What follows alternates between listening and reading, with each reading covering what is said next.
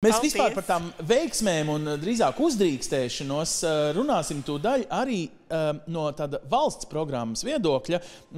Mums nāks kolēģi no Viedās administrācijas ministrijas reģionālā atbalsta instrumentu nodaļa. Tie ir cilvēki, kuri domā par to, kā ikdienā varbūt balansēt arī to mazumiņu naudas, kas var lielā mērā izšķirt daudz ko. Un Zigmārs Erts ir Viedās administrācijas un reģionālās attīstības ministrijas reģionālā atbalsta instrumentu nodaļas vadītājs. Viņa ministrs runāja burtiski pirms laika, bet tagad daudz precīzāk mēs varēsim izmērīt, kāda jēga tieši uzņēmējos ieguldīt, kuri brauc. Vai mēs kaut kā netieši varam nolasīt, ka Latvija negaida tos, kuri būs tikai darba ņēmēji, taču nē. Visi tiek gaidīti vienkārši tādu īpašu tādu uzlecienu. Mēs gaidām, ja tā var teikt, ar īpašu atbalstu. Cik īpašs viņš ir?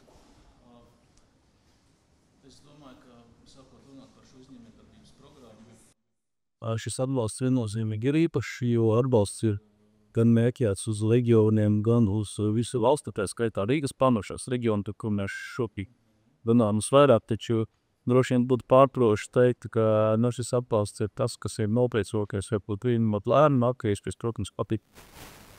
Vai arī pēc šis atbalsts varētu būt tas pamata iemesls, kāpēc kāds no imigrantiem attīk. Šobrīd es nezinu, būs prezentācija vai viņa vajag, bet tas būs. Lai mēs redzam, cik iet savitavoji. Šie brīži tas rezultāts, ja mēs skatāmies to palīdz, cik daudz palīdz, tad programma sākās 2004. pagājušā gadā ar iepriekšējuši mēģinājumos sniegt atbalstu imigrantiem. Šādā veidā programma sākās 2024. gadā un tas sniegtais atbalsts ir 25 pretendenti, kas ir saņēmuši šo atbalstu. Var domāt, ka tas ir daudz, maz, citi varbūt var izteikt kaut kādu kritiku, kas tur ir kāpēc tik maz, bet jāsaka, ka diezgan grūti ir arī šādām programmām varbūt iestartēties no manas paša pieredzes pašvaldībā strādājot tajā brīdī, kad tiek izsludināta kāda programma. Diezgan piesardzīgi cilvēki uz to skatās. Es zinu, mēs izsludinājām uzņēmējdarbības atbalsta programmu ar pavisam vienkāršiem nosacījumiem, bet cilvēki paskatās, varbūt kāds kaimiņš labāk, varbūt es pēc tam nākamā gadā. Un līdz ar to es domāju, ka šī programma ir sākusies gana veiksmīgi. Arī šis gads parādīs, kā mums tā turpinās, bet svarīgākais ir, es domāju, mums šo programmu saglabāt, turpināt un attīstīties. Bet tas jau ir kaut kādā mērā tavā ziņā iečukstēt ministra mausī, ka lai ko, bet šito nevajag samazināt, vai nākamā gadā turpinās, kamēr mēs te vēl esam pie... Jā, es nevaru šobrīd pateikt par apmēru, bet es ceru, un pēc manas šī brīža esošās informācijas, es domāju, ka šī programma turpinās. Vēl ko es vēlos varbūt pie šī pieminēt, kad mēs skatāmies, runājam par šo programmu, šobrīd mūsu saruna ir tāda arī diezgan daudz balstīta par emigrāciju, emocijās un tam līdzīgi. Ja es pats būtu bijis aizbraucējis, es droši vien arī jau šobrīd domātu, kā man braukt atpakaļ, dzirdot visu, ko šodien runājam. Šai programmai noteikti arī ir savs emocionālais stāsts un fons, jo tajā brīdī, kad mēs domājam par to, ka šeit varētu būt kaut kāda tāda nesaprašanās starp aizbraucēju un valsti, varbūt apkārtējiem. Šī programma ir stāsts tajā brīdī, kad aizbraucējs varbūt šo interesi neizrāda, bet mēs pasakām, nāc mājās. Mēs spēsim atrast valodu kopēji, brauc mājās. Un šis ir tas stāsts, ko arī var izmantot šobrīd, kā savu veidu tādu argumentu ieroci arī emigrācijas koordinatori, jo tajā brīdī koordinatoram vienmēr jautājums, kas man par to būs šobrīd. Šeit ir viena iespēja, ir šī programma. Tāpat arī šī programma tiek īstenota caur pašvaldībām, un šis arī palīdz veidot arī mums kā ministrijai dialogu caur plānošanas reģioniem ar pašvaldībām. Jā, emigrācija ir tā lieta, par ko šobrīd ir jādomā, jārunā, jo, ja varbūt kādā, teiksim, piedodiet, ka es runāju varbūt tā par visu Latviju, ne tikai Rīgu, piedodēna. Ja varbūt šis jautājums nav tik aktuāls par cilvēku skaitu vai tam līdzīgi pierīgas pašvaldībām, tad šis cilvēku resurss un emigrācija noteikti varētu būt tas instruments, ar ko jāstrādā, jādomā, par ko būtu jādomā tieši šīm reģionu pašvaldībām. Būtu jāanalizē, cik izmaksā atgriezt vienu emigrantu, cik viņš pienesīs atpakaļ, un savukārt tajā brīdī, kad pašvaldības konkurē jau par blakus esošajiem vietējiem cilvēku resursiem no kaimiņu pašvaldībām, šis ir viens resurss, kā to piesaistīt. Un vēl šim resursam, protams, šis būtiskākais moments ir arī tā vērtība, kas nāk līdzi šīs zināšanas, kas bieži vien ir nenovērtējamas, kur savukārt, ko tālāk var attīstīt, tur ir tālāk vai koordinatori, lai gan es šaubos, vai koordinatori spēs to darīt, jo pārāk daudz no viņiem tiek prasīt šis individuālais darbs ar emigrantu pie viņa speciālajām zināšanām, kas viņam ir atpakaļ, jo tas ir tāds ļoti plašs materiāls, ar ko strādāt, un jautājums, vai kāds to valstī dara. Tais pašos jūsu minētajos, kaut vai sadala tikai plānošanas reģionos, te jau nav nekāds nosacījums par biznesa veidu. Jau kas, ko tu gribi iedibināt Latvijā, paņem šo sēklas naudu, ja esi emigrants. Te nav tā, ka pašvaldība pasaka, ziniet, mums ir vajadzīga limonāžu rūpnīca, mums ziepju cehs neder. Lai šī programma varētu darboties un varētu tikt apstiprināta, šeit ir runa par to, ka tam vajadzētu būt kādam jaunam pasākumam. Jāsaka, ka jaunam pasākumam katram var atrast savu veidu nianses, un man liekas, to pašvaldības diezgan labi arī izmanto. Teiksim, burgeris vairāk nav zaļš, viņš ir sarkans šobrīd. Tā ir sava veida inovācija, un līdz ar to te arī cik paši radoši pieejam. Šeit nav noteikts, kas tas varētu būt. Bet ir kaut kādi vidēji, kas šie cipariņi atšķir? Jā, te ir arī viens no slaidiņiem. Protams, ir lielā mērā tā ir, protams, savu veidu pakalpojumi, kas ir ēdināšana, bet tāpat ir arī interesanti piemēri kā dizaina paklājas studija un arī pirts pakalpojumi, piemēram, tie ir tādi teiksim, pakalpojumi, kas varbūt ko vietējais neiedomājas darīt, bet atbraucējs viņš kādā brīdī ir emigrants, viņš ir uzdrošinājies drošāks un mēģina, un tajā brīdī, kad viņš mēģina, tas izrādās arī nostrādā. Reklāmas pauzē šobrīd arī ir Latvijas rādio šobrīd raidījums Kā dzīvot labāk, un tur tiek emigrācijas koordinatori aptaujāti, un tur diskusijas ar emigrantiem, un ziniet, es arī pats šobrīd biju 2 raidījumi, es viņus noklausījos arī pirms šīs sarunas, un bija ļoti interesanti, un šeit emigranti, man liekas, tur bija, starp citu, bija ļoti pozitīvi. Es nezinu, jautāšu koordinatoriem, vai tas tā bija sarunāts, vai tā vajag, bet tur bija ļoti pozitīvi. Citreiz jau mēs tos pozitīvos atrodam, jo viņi grib nākt un runāt, ja negatīvi sēž divānā un... Un tur tieši šis pozitīvais moments, kad remigrantam var stāstīt, kas Latvijā ir forši. Un šis remigrants, manuprāt, darbojas kā ļoti labs indikators, lai parādītu to, kas šeit ir labi. Jo tajā brīdī, vai tas ir atgriezies pēc pāris gadiem vai tam līdzīgi, varbūt ir kaut kādas pāris lietas, ko Latvijā mēs paši neskatām ikdienā, kas ir labi. Protams, viņi parāda arī, kas ir slikti, lai gan mēs arī paši daudz ko zinām, kas ir slikti. Jā, bet citreiz par daudz uz to koncentrējamies. Tātad, kas ir labi? Viens, otrs ir, mēs nekādā veidā neierobežojam, bet mēs redzam šīs valstis, no kurienes viņi pārsvarā brauc, un mēs, viens otrs no Amerikas, pārsvarā no Eiropas. Vai valsts var pieņemt, ka kādu dienu viņi var aizbraukt prom, vai tas ir, piemēram, nosacījums, ja tu neizturi 5 gadus biznesā, piemēram, Eiropas nauda, ja? Ja viņi iegulda, tad 5 gadiem tam, kam nebūtu siltinātai mājai, vai kam ir jākalpo kā minimums, vai ne? Vai valsts var paprasīt šo naudu atpakaļ, jo reemigrants ir cilvēks, kas reiz pierādījis, ka mēdz būt kustīgāks kā citi. Viņš var aizbraukt vēlreiz. Viņš var būt jaunietis, kas, jauna koncepta kafejnīca nesanāca, mēģināšu Londonā, braukšu prom. Vai šī ir sēklas nauda vai dāvinājums no Latvijas? Tā ir sēklas nauda, tā gluži nevar, kad šobrīd es dibinu uzņēmumu, saņemu finansējumu, un tad kādā brīdī es pazūdu, un, teiksim, mani tad ir jāmeklē vai tam līdzīgi. Ko es gribētu uzsvērt šajā programmā, kas iet no varam caur plānošanas reģioniem, ko dara pašvaldība šie brīdī, kad runājam par birokrātiju, šeit uzraudzības noteikumi noteikti nav tik stingri, kā tas varbūt ir kādās citās programmās, kas ir saistītas ar Eiropas Savienības finansējumu. Varu šobrīd nokļūdīties. Man liekas, tas ir gads, ko mēs jautājam. Tas ir tas gads, kas... Principā šis ir atrunāts informatīvā ziņojumā, bet ir noteikts termiņš, cik ilgu laiku tev ir jādarbojas. Nav tā, ka, teiksim, tas ir paņem naudu aizbraucu vai tam līdzīgi kaut kas nesanāca. Protams, šis arī dara remigrantus savā ziņā, piesardzīgus arī varbūt pret šo programmu un pret jebkādu uzņemšanos. Es domāju, gan jau pirtnieks domā, viņš 5 gadus, viņam tik daudz spēka ir, kā 5 gadus pērt tos nabaga cilvēkus. 5 gadus, johaidī! Viņš var mainīt nedaudz profilu, viņš paņems palīgu vai viņam tās metodes kļūst citas, bet ja cilvēks ir atgriezies Latvijā un viņš nepazūda gluži ar šo, teiksim, finansējumu, tad es domāju, nevajadzētu būt īpašām problēmām.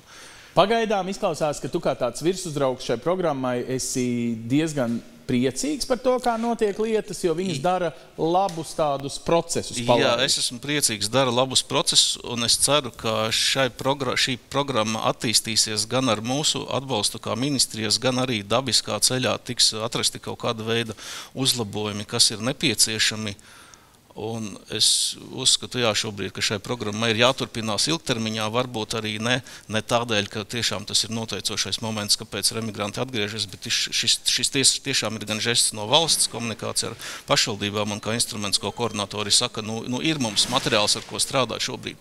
Un te arī jāmin tas, ka, labi, arī tie pagājušā gadā, kas ir 25 cilvēki, var teikt, tas ir daudz, jo tās ir 25 dzīvības, tie 25 cilvēki, kas ir atbraukuši, kas ir atraduši savu ģimeni iespējams uz Latviju līdzi. Un kas tā bija jau 100 cilvēki iespējams? Jā, kas iedzīvoja sabiedrībā, un tad savukārt ir šie pozitīvie stāsti, ko var šie cilvēki stāstīt saviem citiem potenciāliem remigrantiem, kas vēl ir tur. Labi, var cikot, vai reitinam 100 cilvēki, tā būs foršāk. Es ticu, ka vismaz katrs trešais ir no Rīgas, un katrs trešais nāk pēc šī papildus labuma. Rīga bārstās, ja tā var teikt. Viņi ir bagāti pašvaldība, viņi var atļauties Rīgai arī rostas, kas tik Rīgai nav, un arī pierīgas daudzām pašvaldībām. Tu strādā, Andrī, šajā Rīgas uzņēmējdarbība atbalsts kontaktpunktā, un šis kontaktpunkts ir arī viena no vietām, kuru prasīt, lai arī ir remigrācijas koordinators, tam var daudz ko prasīt kā padoms, bet prasīt ko? Vēl vairāk naudas, jo Rīga, jo, dārgākas cenas, lielākas algas jāmaksā darbiniekiem, jo Rīgai ir vēl paralēla programma valstī? Jā, Rīgas pašvaldība, viņam par sevi ir ļoti liela sazarot hierarhisku struktūru. Mums ir 7 departamenti, 5 aģentūras, vairākas kapitāla sabiedrības, un tā skaitā mēs Rīgas uzņēmēju atbalsta kontaktpunkts, kas ir tāda jauna maza struktūra ar 2 koordinatoriem. Mēs noteikti nesniedzam visu atbalstu, kāds vien pašvaldībā ir. Ja es pēdējo reizi skaidroju, tās ir apmēram 14 dažādas atbalsta programmas, mēs realizējam 5 no tām, bet katrā ziņā tas, ko mēs esam sapratuši arī, kad uzņēmējs vēršās, viņš bieži vien nezina, kur ir iespējams saņemt kaut kādu atļauju, kaut kādu saskaņojumu.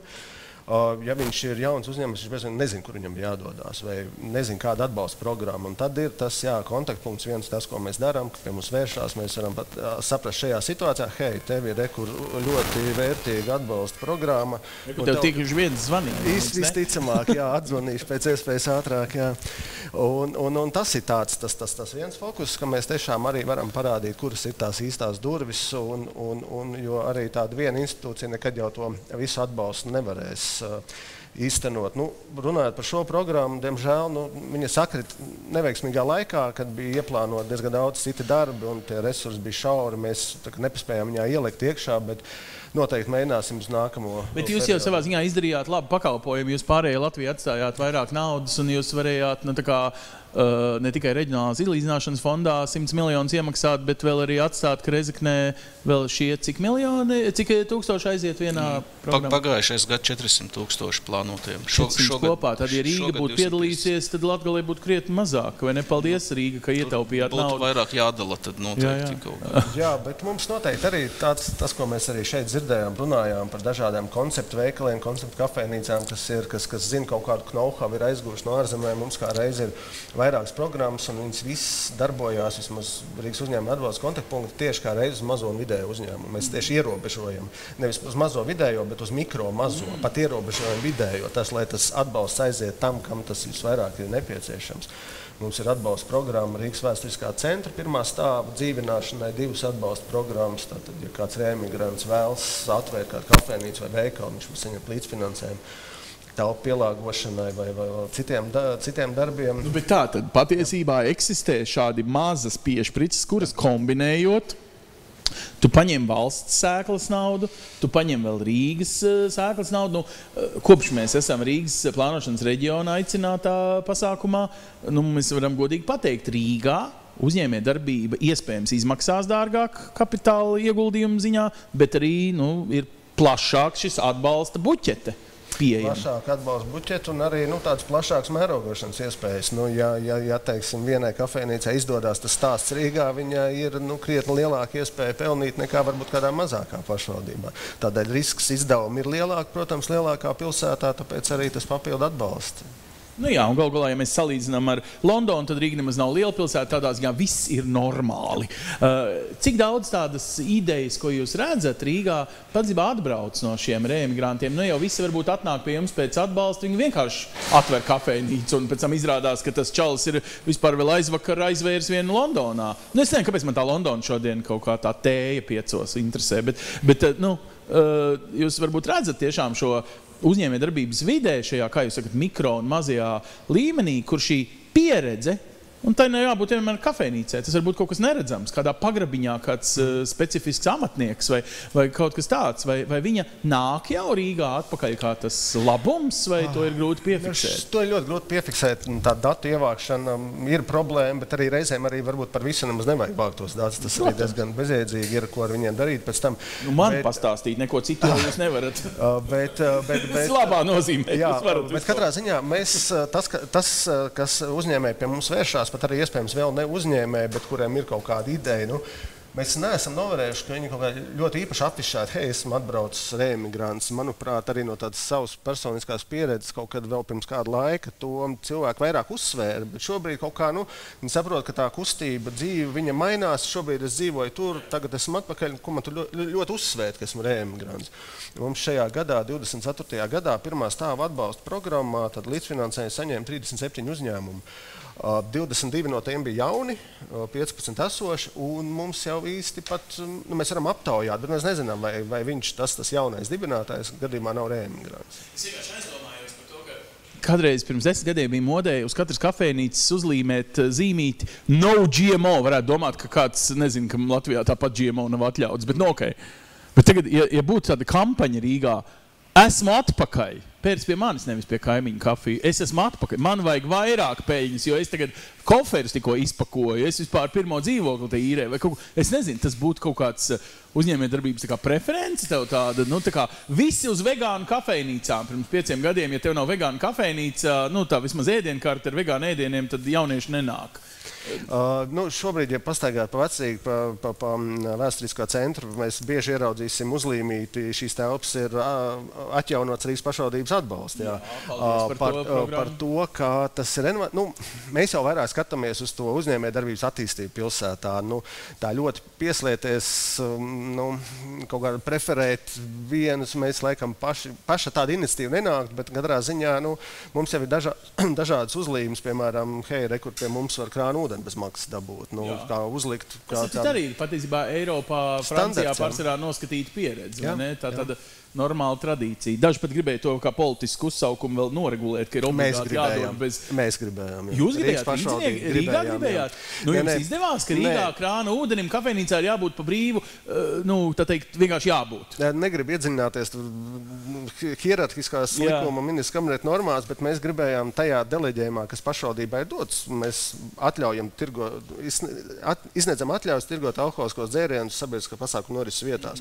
Un mēs gribējām panākt to, ka tajos gadījumos, kur tas ir iespējams, kur reāli ir krāns, ka tur būtu jāpiedāvā iespēja saņemt šo ūdeni bez maksas. Viņš jau nav bez maksas, tad vienreizie trauciņi tik un tā maksā.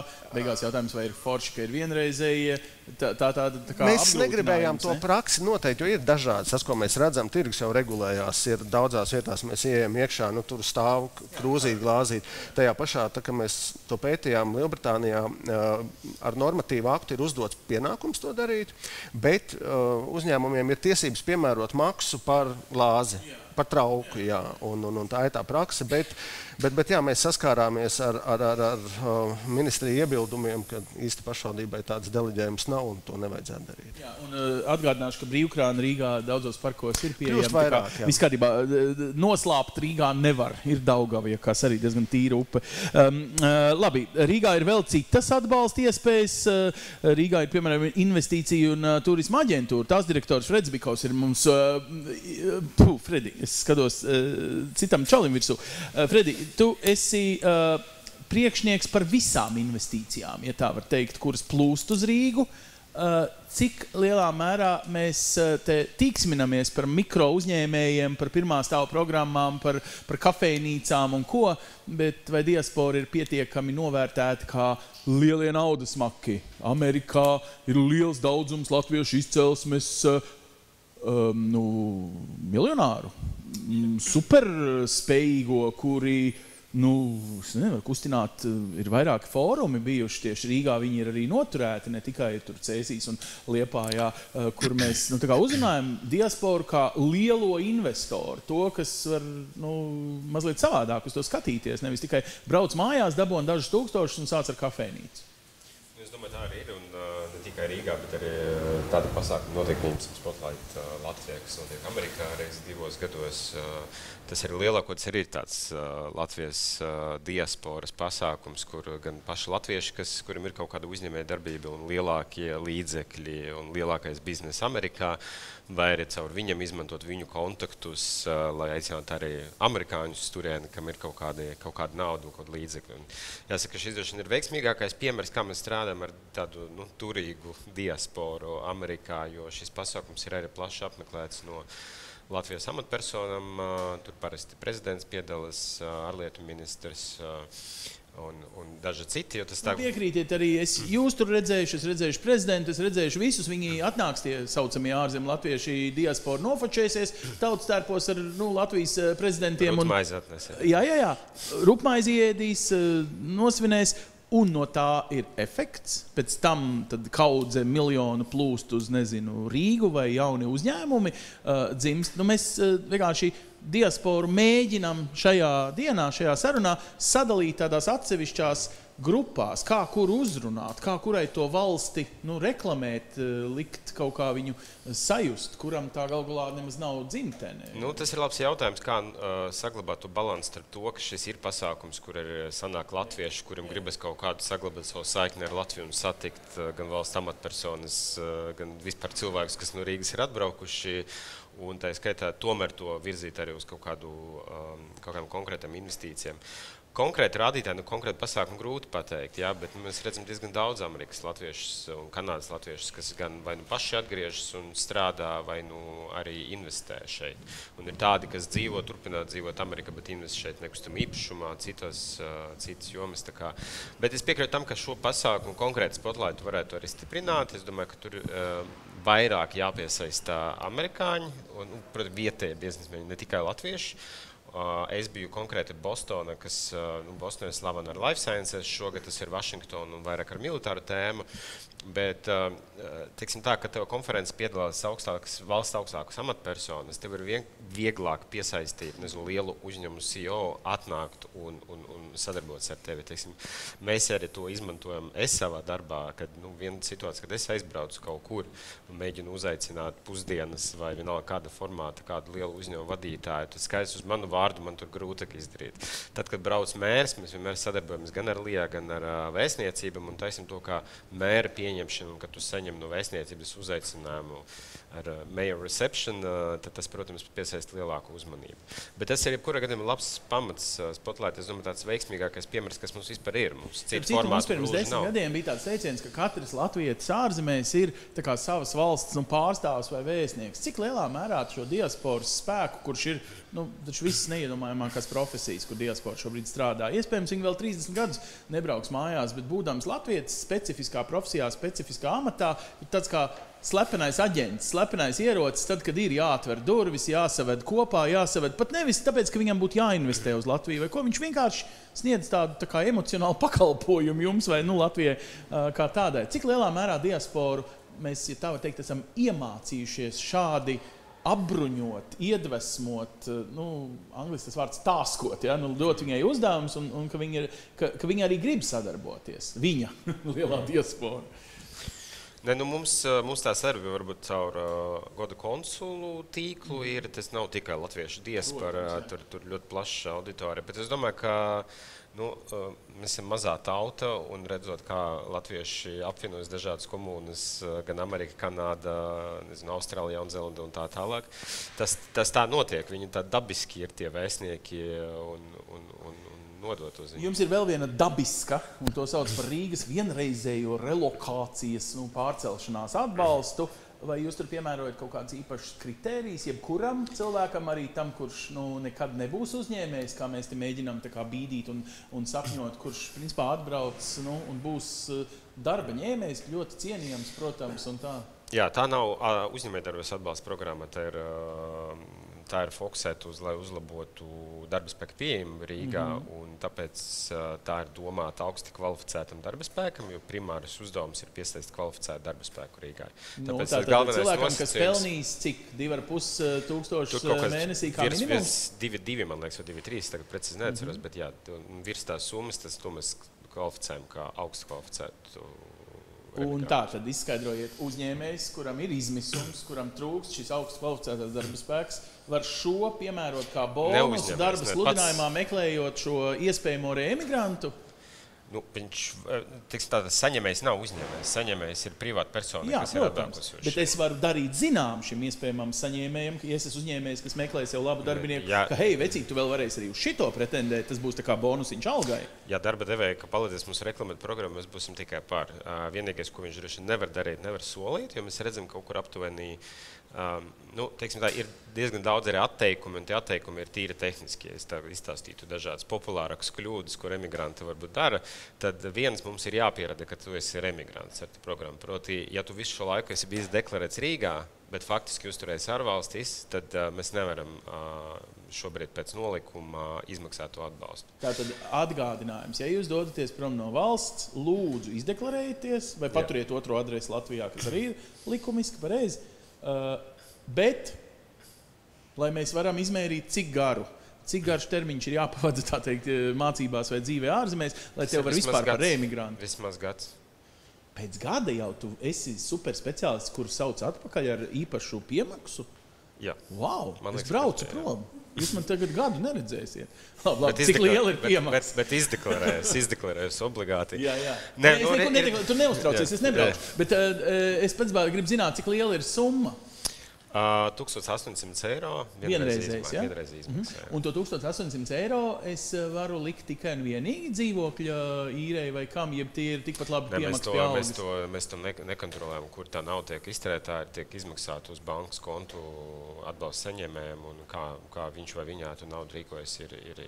Ja lecens dzīvoklis, es teiktu, 3 mēnešiem tev ir nosakta laba. Bet es domāju, man ļoti patīk, ka tas pagājušā gada šī pasākuma stāsts bija sieviete, kas ir saņemusi to pieteikumu, un tas rezonē, un es to vienmēr tagad kā piemēru stāstu. Ir skaidrs, ka šīs atbalsta mehānisms, viņš varbūt nav tas, kas palīdz pieņemt lēmumu atgriezties, bet es domāju, ka ir kaut kāda kategorija cilvēki, kas atgriežas, un skaidrs, ka viņi saskaras kaut kādam vienreizējiem šķēršļiem. Ja? Tev vajag papildus līdzekļus, tev gan emocionāli, gan finansiāli, gan visā citādi grūti to izdarīt. Un tad, ja cilvēkam tajā brīdī nesanāk, un viņš aizbrauc vēlreiz, vai ne, es domāju, tur kolēģi no ministrija varbūt pat labāk zina to statistiku, cik aizbrauc. Es domāju, ja tu 2 reizes esi aizbrauc, tad gan tev jau grūti dabūt ir atpakaļ. Un tā meitene tieši stāstīja savu pieredzi, kā viņai tur vajadzēja paņemt hipotekāra kredītu, viņa viena ar mazo bērnu, tur vienreizējas izmaksas, un ka viņa bija ļoti tuvu tam, lai aizbrauktu prom un nepabeigtu šo lietu līdz galam. Un tieši tās vienreizējas pabalsts ir bijis tas, kas ļoti viņai palīdzēja. Tas, vai viņa tur nopirka dīvānu sev vai samaksā par īri, tas ir sekundārs jautājums. Okay, tātad jūs neesat tik piekasīgi, vienlaikus vai jūs piekasaties jomām, jo Rīgai noteikti ir uzņēmumu, es pieņemu digitālā vai kāda joma, kurā šie superspeciālisti būtu vajadzīgi ļoti daudz, un ir kāda joma, kurai, piedodiet, pameklē vēl un atradīs šeit pat uz vietas, un tev nav obligāti diasporā jāliek sludinājums. Mans personīgs uzstādījums par mazāku birokrātiju, un šajā gadījumā augsts kvalificēts cilvēks tiek definēts caur naudu. Mums nav jāraksta nolikuma kaut kāds amatu saraksts, pēc tam vēl jādomā, jāsaž ar ierēģiem katru gadu viņu kaut kā atjaunināt, jo mēs nepaspējam līdzi jaunam profesijām. Es domāju, ka tajā virzienā mums nav jāiet. Bet, starp citu, ja mums nav profesiju saraksts, tad mums visdrīzāk ir kaut kāds, minimālais, ka tev ir, kas ir tikai šie 2200 kā alga, vai ir vēl citi kritērijas, bakalaura grāds, maģistra grāds, vēl kaut kas? Nē, tur ir tehniskie kritēriji, ka tev tur jāpiesakas, cik tev jānodzīvo ārzemes tas gads, tad tur ir jāpiesakas ne vairāk, man liekas, 180 dienas pēc atgriešanas. Tur ir tādi tehniski nianses, kas mājaslapā var ar viņam iepazīties, bet kaut kā daudz citu kritēriju, kas ir izslēdzoši, tur nav.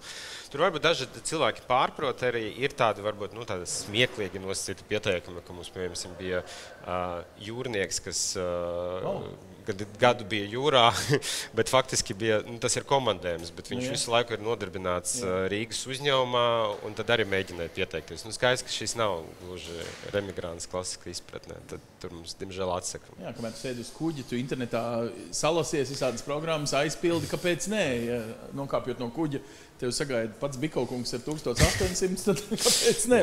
Labi, bet nebūs tā, ka visi varēs šo programmu izmantot vienlaikus, ja tā var teikt visiem, kas ir gados jauni un ne tikai forši speciālisti, ar pasaules pieredzi Latvijā, superīgi nevalstisku organizāciju gadiem taisni tikai tusiņus jauniešiem ar pieredzes stāstiem, bet arī visādos veidos arī atlasat cilvēkus un piemērojat un satiekaties, kā tāds randiņš starp uzņēmumu un šo jaunieti. Kā tas strādā? Pirms 5 gadiem tas bija tāds tā kā ik mēneša laikam tusiņš kaut kur tepat Vecrīgas kādā kroziņā. Kā tas strādā ikdienā tagad? Es pieņemu, viss ir kļuvis vēl digitālāks kā agrāk. Nē, joprojām tas pamats ir kopiena, un kopiena veidojas uz tā, ka cilvēki savā starpā burzās taisa attiecības, un tas tusiņš arī ir pamatā. Tusiņš ir par iepazīšanos ar meitenēm, jeb tomēr ar darba devējiem? Nē, ar darba devējiem mēs tieši nestrādājam. Mēs stiprinām cilvēku savstarpējās attiecības, un to mēs arī redzam. Es redzu no savas personīgās pieredzes, arī būdams remigrants, bet arī no cilvēkiem sev apkārt, ka tieši jēgpilnas personīgās attiecības ir tās, kas tevi nogruntē šeit uz vietas, un tās, kas tev rada to emocionālo sasaisti un iemeslu palikt. Tātad, remigranti Rīgā ar laiku, neviļus, dēļ jums, rada tādu burbuli. Mēs, piemēram, redzam Rīgas krodziņos, ka neviens Erasmus students ar vietējiem studentiem netusē. Visi Erasmusnieki sēž pie viena galda, runā tikai angļu valodā, un vai viņš būtu Latvijā vai Slovākijā, nav nekāda jēga, jo nav šī tātad remigrants ar laiku arī kļūst par tādu burbuli, kurā jūs dzīvojat kaut kādā savā iedomēnā, un tad pēc tam vēl sūdzēsieties, lai varam ministrija raksta mums īpašu programmu par reintegrāciju atpakaļ Latvijas sabiedrībā. Ja jūs tomēr kaut kā mēģināt arī, kas ir tās ikdienas izaicinājumi atgriežoties? Cik ilgi tu biji prom un kas tev bija tie mirkļi, kuros tev vajadzēja nosacīt savējos, kas tev labāk sapratīs? Kaut gan arī ir latvieši, arī ir tikai uz mirkli bijuši ārzemēs, un tomēr atgriežoties ir kaut kādas niansītes. Pirmkārt, es nepiekritīšu tai premisei par Erasmus studentiem, jo es zinu vairākus gadījumus, kur mans biznesa partneris, kā piemēram, ir vācietis, kurš Erasmusā atbrauc šeit, satika latviešu meiteni, apprecējās un sāk dzīvot Mālpilī. Tas čalis, kas to sieru taisa? Nē. Tas ir vēl viens čalis. Jā. Bet es nepiekritīšu varbūt tai premisei uzreiz. Par sevi es dzīvoju daudz vairāk kā 4 gadus Kopenhāgenā, kur es studēju, strādāju, un tad atgriezos atpakaļ. Bet par remigrantu, teiksim, tādu burbuli runājot, tu jau nevari noslēpties no pārējiem cilvēkiem. Bet tā iespēja reizi nedēļā vai, teiksim, reizi mēnesī, kad mēs taisam tādus tā kā tusiņus, ko mēs saucam par laimīgām stundām vai happy hour. Tas maksā par vienu dabonu 2 kokteilīšus? Kā kuro reizi, bet uzsvars nav uz kokteļiem, uzsvars ir uz tām foršajām emocijām. Ko tu daboni satiekot ar cilvēkus, kam ir līdzīgs domu gājiens un bijis līdzīga pieredze. Jo tad, kad tu aizbrauc projām, sāc no nulles savu dzīvi citā valstī, tu izēj cauri pieredzei, kam varbūt nav līdzvērtīgas tiem cilvēkiem, kurus tu esi atstājis šeit, tavi vecie klases biedri, vecie kursa biedri, un tāpēc tu gribi mazliet sajust tādu atbalsta plecu no cilvēkiem, kas ir izgājuši līdz tam. Teorētiski bračka, māsa, tētis, mamma, tie paši kaut kādi foršie klases biedri, nevis sliktie klases biedri. Latvijas sabiedrība tik ātri mainās, ka tu it kā vairs neieliec tajā pašā tramvajā, kad pēc 5 gadiem atbrauc atpakaļ? Jā, Latvijas sabiedrība tiešām mainās ļoti ātri. Es ceru, ka uz labu pusi, nevis sliktu. Uz kurien tas tramvajs iet? Man liekas, ka uz pareizo pusi, jā. Bet otrs aspekts vēl svarīgāks, tu pats mainies līdz tam. Un tu izdzīvo tādas pieredzes, kuras tu labprāt dalītu ar cilvēkiem, kas arī tur ir bijuši. Tā veidojās tāda brālības sajūta, vai ne? Tāpat tās arī militāristi, ugunsdzēsēji, lai no citām valstīm viņi ātri atrod kopēju valodu ar savējiem no profesijas, jo tur ir kaut kādas pieredzes, ka viņi iziet cauri, kas tā kā viņus vairāk saista kopā. Un līdzīgi ir arī ar tiem, kas ir devušies prom no Latvijas uz vairāk, uz ilgāku laiku. Un vēl viens aspekts, kas vieno, ir ambīcijas. Tā kā šie cilvēki ir devušies, tie, kas nonāk mūsu tajā kopienā, lielākoties ir devušies projām, sekojot savām ambīcijām, profesionāliem mērķiem, studējot, pēc tam strādājot, iegūstot profesionālo pieredzi un atgriežoties atpakaļ, viņi skatās, kā šo te pieredzi, zināšanas varētu pārnest un likt lietā vietējā kopienā. Tad, kad jūsu biedrība pirms kādiem 5 gadiem, varētu teikt, gūstā mēģināja paņemt tie lielie darba devēji, aizmirst, kā viņiem bija tā iniciatīva, saucās tur visādi Tele2 un Bites un meklēja sev krutos ambiciozos darbiniekus. Tad viņi mēģināja viņus atrast un vienlaikus, tad, kad bija tā darba intervija, pateikt, un tagad lūdzu samaziniet ambīcijas, neprasiet mums tik daudz, cik jūs prasat algu, jo mēs maksājam mazāk, bet lūdzu nāciet pie mums strādāt, jo jūs esat. Kā šito var sabalansēt tie starptautiskie lielie uzņēmumi, kuriem vajag to jūsu pieredzi? Viņi pats vairs skopi dažreiz. Viņi negrib tev maksāt tik, cik tev Kopenhāgenā maksāja. Viens, ka tu pārcelies atpakaļ uz Latviju, tu rēķinies ar to realitāti. Kāds ir tas indeksiņš par 1/3 mazāk? Tas ir ļoti atkarīgs no nozares profesijām, un tādu vispārinātu indeksu būtu grūti piemērot šeit. Bet tu rēķinies ar to. Tu nebrauc ar ilūziju, ka tu tagad pelnīsi ar atrāvienu vairāk vai vismaz līdzvērtīgi, bet tu iegūsti daudz citas lietas un citas vērtības. Dod 7 citas lietas. Ok, pirmais, tā dzīves kvalitāte, ko tu dabūni šeit, un ar to savu ienākumu līmeni patiesībā ir diezgan līdzvērtīgi, jo Kopenhāgena ļoti dārga pilsēta, Londona ļoti dārga pilsēta. Valsts, kurā ir augstākais laimīgo cilvēku koeficients, kāda dzīves kvalitāte. Dānijā ir riteņbraucēji celiņi. Šeit ir jāstāv tramvaju pieturā bez jumtiņa. Tu saproti domu? Kādu dzīves kvalitāti? Iedod precīzāk. Daži cilvēki teiks, ka es taču braucu pēc tās dzīves kvalitātes tieši uz rietumiem. Es iedošu piemēru no savas domāšanas. Tātad es ikdienā esmu uzņēmējs, un tas, ko es redzu, vai tas, kas man strādā, ir šeit man ir krietni vairāk piekļuves resursiem nekā Dānijā, tikai tāpēc, ka es šeit pazīstu vairāk cilvēkus, tikai tāpēc, ka es runāju šeit vietējo valodu. Arī tāpēc, ka šeit ir tāds, sauksim to par zaļāku lauku, jeb vairāk neapgūtas iespējas, jo tā kā Dānija ir bijusi kapitālismā, tirgus ekonomikā krietni ilgāk nekā mēs. Līdz ar to viņi ir izdarījuši jau kaut kādas lietas, ko mēs šeit vēl neesam, un tāpēc es varu pašpikot kaut kādas idejas, kaut kādu labo praksi un tad realizēt to šeit. Bet arī Latvija kā Greenfield investment, ja? zaļā lauka investīcijas vienkārši dari, ko grib. Kopē no Dānijas realizē Latvijā. Tas ir viens variants, jā. Okay. Jā. Un otrs ir tas, ka tu kā ārvalstnieks citā valstī, tev tomēr ir kaut kādas limitācijas, ļoti tādas varbūt no malas nemanāmas, bet ja tu neesi līdz galam savējais, tu to jutīs kaut kādos brīžos. Un šeit, kur tu esi tā kā līdz galam savējais, tas strādā savādāk. Tu vari tā kā savādāk atvērt durvis. Tava māsīca visdrīzāk tev var palīdzēt tikt pie prezidenta telefona, tavs prezidents tev var palīdzēt tikt pie investīcijām no Bostonas, Freds Bikaus tev sēž galvā blakus un 1800 jaunajam speciālistam. Kaut kādas lietas, kuras tu tā kā vieglāk uzzini, kaut kas tāds? Jā, es teiktu, ka tas ir ļoti precīzi aprakstā. To varētu saukt par angliski tāds termins degree of separation, jeb tas, cik tu tālu esi no kāda cilvēka.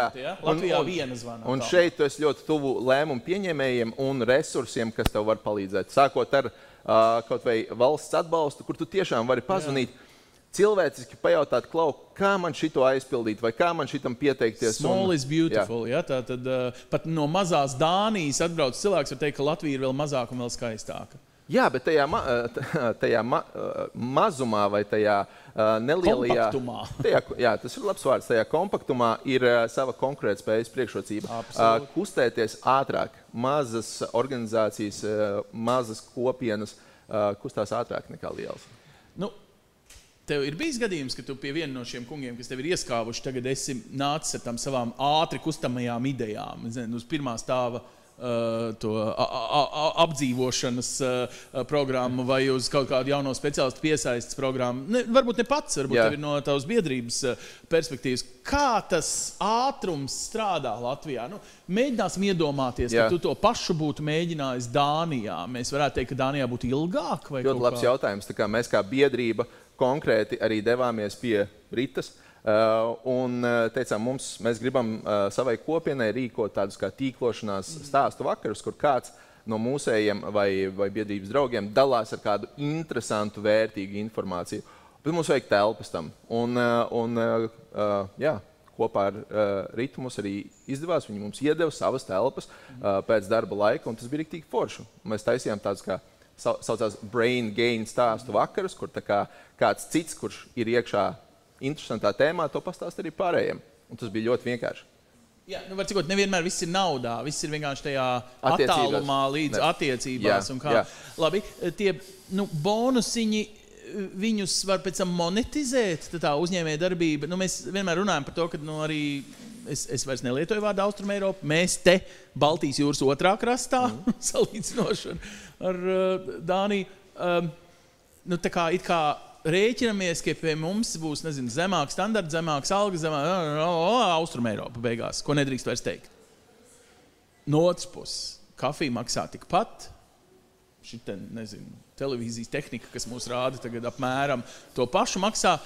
Kā šito visu var tad salāgot no uzņēmējdarbības viedokļa? Jo it kā teorētiski iedzīvotāji daudzums citas lietas man runā it kā par labu no ekonomiskās teorijas viedokļa, ka kaut kas viss tas pats rietumos būtu profitablāks, ienesīgāks.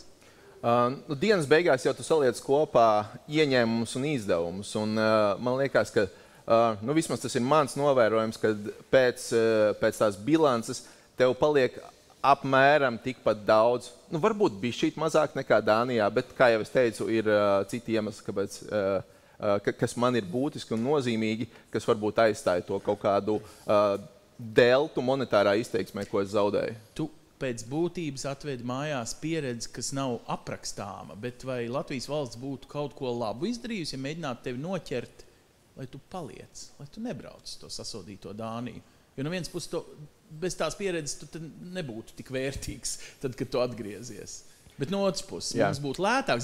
Tīrīt zobus ir krietni lētāk regulāri, nekā iet pēc tam labot viņus pie dārgiem zobārstiem. Prevence ir mazāk ieguldījumi. Es gribēju pateikt, ka es nepiekrītu narratīvam, kāpēc valstī jādara, lai cilvēki nebrauc. Tas ir labi, ka viņi brauc. Es domāju, tieši otrādi, pat varbūt stimulēt, lai cilvēki brauc labām universitātēm.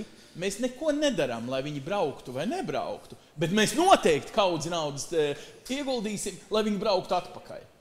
Tad, it kā no tāda viedokļa teorētiski nevajag tērēt naudu, jo tik... Mēs gribam, lai viņi gan brauc mācīties, gan atgriežas. Es jau saprotu. Es tikai mēģinu izaicināt jūs to sajūtu, kas būtu, ja nebūtu šīs visas atbalsta programmas, ko mēs te sēdzam uz galda. Man liekas, tas viens atbalsta programmas ir vajadzīgs, jo, kā jau iepriekš izskanēja, tās pirmkārt signalizē par attieksmi. Mums vajag uzņēmīgus cilvēkus. Un tas ir ļoti svarīgi to publiski pateikt un darbos arī pierādīt. Otrs ir tas, ka es sevī investējot ar aizbraukšanu, kļūstu vērtīgāks Latvijai. Tāpēc es priecājos, ka ir kāds Latvijā, kas to novērtē un grib mani atpakaļ. Un trešais, mēs kā biedrība šobrīd, kā remigrantu kopiena, šobrīd sāksim tūlīt iniciatīvu, kur mēs runāsim mazāk ar pašiem remigrantiem, bet ar saviem stāstiem dalīsimies vairāk fokusētāk uz jauniešiem. Vidusskolas pēdējo klašu skolēniem, studentiem un stāstīsim viņiem, ja jūs domājat braukt prom, absolūti dariet to, bet dariet to jau sākotnēji saknei ieliekot, ka kādā brīdī jūs brauksiet atpakaļ. Jo es no savas pieredzes varu teikt, un arī no pieredzes cilvēkiem, kas man ir apkārt, kad tieši šādā veidā to darot, tu iegūsi sev visvairāk, jo tu aizbraucot uz turieni, sāc skatīties, Rekur ir iespēja, kas varētu labi pārnesties atpakaļ. Rekur ir iespēja, rekur ir kaut kas labs, ko es varu paņemt, un tu jau sāc sev veidot tādu kā vācelīti ar lietām, ko tu gribētu realizēt, vai ar idejām, vai labām praksēm, ko pārnes pēc tam atpakaļ? Atceries, tu man sācīji, ka tev ir 2 veidi klases biedri. Tie un tie. Un tie, kas neaizbrauc, viņi kaut kā neaktīvāk nodzīvo, jo izskatās, ka, tu zini, tāds Indrāna tēva stāsts Blaumanim par pazudušo dēlu. Nē, Indrāns bija cits, cirti kokus. Pazudušais dēls, var cikot. Un, ka to pazudušo vai to pa pasauli aizgājušo gaida tā kā mīļāk mājās, nekā to, kas tur kā tāds purvēzis raka, ārā uzturēja un tā tālāk. Kā ar šito sabiedrībā tik galā, mēs dažreiz aizvainojamies uz cilvēkiem, kuriem ir šis vēriens, kuri uzdrīkstās, ka viņus tā kā, nenovērtē vai nepaņem to visu viņu potenciālu atpakaļ. Man liekas, ka tā nav. Un tas, ka eksistē šāda te organizācija, kā ar Pasaules pieredzi Latvijā, tieši parāda to, ka mēs novērtējam to. Un mums ir ļoti viegli veidot sadarbības ar citām organizācijām šeit Latvijā, ar institūcijām, jo viņi novērtē to ideju un to kopienu, kas mums ir, un to pieredzi, ko mēs varam pienest. Tā kā man liekas, ka tu esi rīdzinieks, ja? Oriģināli? Nē, esmu lauku puika. Oriģināli no kurienes? No Zosēnu pagasta. Wow! Augstākais jā, pagasts tāpēc tu tik Latvijā. garš esi izaudzis, es saprotu. Tieši no Zosēnu, tāda no Vidzemes plānošanas reģiona domājot. Kur mums ir oriģinālais zosēnietis, dzīvo Rīgā, bijis tur, kur, starp citu, ir par 7 gulbiem brāļiem, zosis, gulbi, man liekas, tieši meža zosis. Atceries Dāniju? Tāpēc tu nonāc Dānijā, vecīt. Tā ir numeroloģija, smalka zinātne. Bet tas, ko es mēģinu teikt, vai mums ir kaut kā viltīgi šis, pozitīvo tiešām ambīciju līmenis jāieprogrammē šajās, jo tas ir arī ekonomisks uzrāviens. Es pat teiktu, ka ja Fredis iedod savu vakara pasākumu telpas un viņi tur satusē, te viss ar tīklošanos Rīgā kūsā tāpat, te vairs maz naudas vajag. Bet naudu vajag bērt šajā tīklojumā Rēzeknē, kas tur Zosēniem Smiltenē, Madonā, kur tu gribētu? Cēsīs, labi, Cēsnovads tagad. Labi, saprot domu, kā dabūt, lai tev tie cipari, uzšķirt ciparus, lai tev tie cipari ir vairāk tur, paskaties, Latgalē, kur visvairāk arī aizbrauca prom, katrs 3. no aizbraucējiem bija no Latgales. Faktiski šobrīd mēs jau redzam, ka arī šī programma daudz labāk strādā reģionos. Vai tāpēc, ka Rīgā ir daudz citu iespēju, bet patiesībā tas arī, ko dara šobrīd reģionāli emigrācijas koordinatori, viņi apkopo šos spēkus, kas ir bijuši aizbraukuši, ir dažādi, katram koordinatoram savu veidu pasākumi ir. Un tāpat, kā, man liekas, ļoti labs, tiek pieminēts Cēsis, man liekas, Cēsinieku dienas ir šis pasākums, kas ļoti labi parāda tādu lokālu patriotismu un saved kopā cilvēkus, kas ir bijuši ārpus. Un, man liekas, šāds pasākums, viņš regulāri laikam gluži nav, bet ir tas, kas būtu jārīko vairāk arī reģionu pilsētām. Tur ir varbūt gan līvāniešu dienas, gan tukuma dienas, tam līdzīgi. Tas ir tas, kā pašvaldība var vākt šo pozitīvo pieredzi, vākt cilvēkus un līdz ar to arī veidot šo, gan uzņēmējdarbības vidi, gan, protams, katrs atbraucējs iet, viņa bērni iet bērndārzā un tam līdzīgi veidot to sociālo vidi un ienākumus pašvaldības budžetā. Es nezinu, kurš no jums, no Rīgā strādājošajiem diviem varētu to vislabāk izstāstīt, bet vai Rīgai ir tāds uzdevums? Mums ir vienmēr sūdzības pirms vēlēšanām, ka visi aizbrauc uz pierīgas pašvaldībām dzīvot, tad mums budžets samazinās, un visu to mēs dzirdam regulāri. Rīga ir pilsēta, kur, diemžēl, samazinās, atšķirībā no daudzām citām Eiropas pilsētām, galvaspilsētām. Tādā ziņā, ka šī reemigrācijas un uzņēmējdarbības un tā ir tā kā roku rokā veicinot. Vai mums ir šobrīd tāds politisks uzstādījums braukt, pirms 10 gadiem, piedodiet, nodarbinātības aģentūras vadītāji brauc reiz 3 mēnešos, vienreiz uz Īriju, vienreiz varbūt pie jums Dānijā bija, varbūt uz Angliju brauc un stāstīja visas nosacījumus tādā valstiskā līmenī. Šobrīd es vairāk dzirdu, ka gan ministrija aicina pašvaldības pašas būt precīzākas. Jūs arī esat, jā, es zinu, jūs esat kruta pašvaldība, bet vai jūs to darat? Vai jūs savam mēram ar ķēdi lūksiet ne tikai uz Bostonu braukt un tās vakariņas aicināt, bet arī, un ne tikai Bostonas investoriem, bet arī, īrijas latviešiem, kas kādreiz bija rīdzinieki? Tas, ko es mēram, gan esošiem, gan diviem iepriekšiem, ar ko es strādājis, vienmēr stāstu ir par to, ka galvenais faktors investīciju piesaista nav ne nodokļi, ne infrastruktūra, ne visi pārējais jautājumi, kas nenoliedzami ir svarīgi, bet man nedaudz jau tā kā tracina, pat, kad runā par investoru piesaisti, visi runā par to, ka mēs tur nodokli tagad plus mīnus 1%, tur vēl kaut kā. Tas īstenībā nav nekādas gandrīz kā nozīmes. Galvenā nozīme ir tikai cilvēku resursu darba spēks, kas spēja ražot pakalpojumus produktus, kas ir eksportējami, kas ir inovatīvi un tā tālāk un tā tālāk. No šīs perspektīvas galvenais, pie kā mums ir jāstrādā, ir gan pie trešu valsts pilsoņu piesaisties ar noteiktu kvalifikāciju, gan pie latviešu atgriešanas Rīgā un tā tālāk. Tāpēc arī rādušies šis programmas gan ārvalstniekiem, gan mūsu pilsoņiem. Tāpēc ir tā mājaslapa Work in Riga, ko mēs reklamējam dažādas valstis, piesaistot ne tikai latviešus, bet arī citus pilsoņus uz Rīgu un tā tālāk. Tas viss ir taps principā no tā, ko mēs stāstam mēram un visai politiskai koalīcijai.